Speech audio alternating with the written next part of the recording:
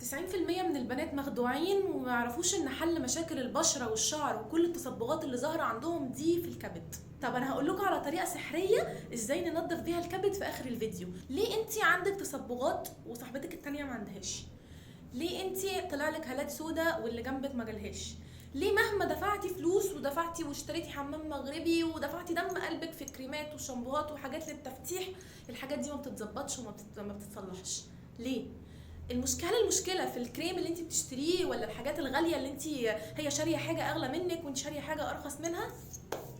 خالص. الحاجات دي كلها توبيكال موضعيه بتحسن من شكل البشره ومن وضعها الحالي، لكن المشكله الاساسيه كلها فين؟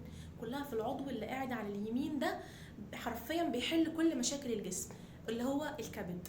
ايه شغلانه الكبد؟ عنده شغلانتين. الشغلانه الاولانيه انه ينقي الجسم من اي سموم، الشغلانه التانية انه يلم اي حاجه في الجسم ينفع تتعمل سكر ويعملها سكر ويخزنها عنده في صوره دهون. تمام؟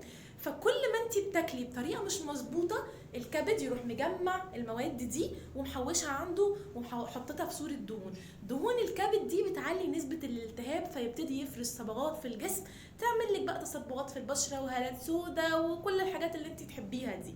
تمام؟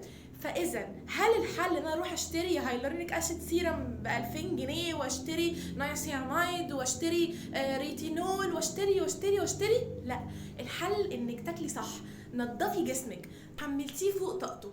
اذا الكبد انضفه ازاي؟ الحل هنا هنصحك بحاجه، خدي كوبايه ميه وعليها فص ثوم وجنزبيل وشويه زيت زيتون وشويه عصره ليمونه واشربيها وكرريها كل 3 شهور، هتحسي ان الكبد عندك ابتدى ينضف. قللي قوي اكل المواد الحاجات اللي فيها مواد حافظه والفاست فودز والكلام ده، وانتي هتلاقي شعرك وبشرتك وكل حته في جسمك ابتدت تنور لوحدها، هيحصل لك كده ريجلو.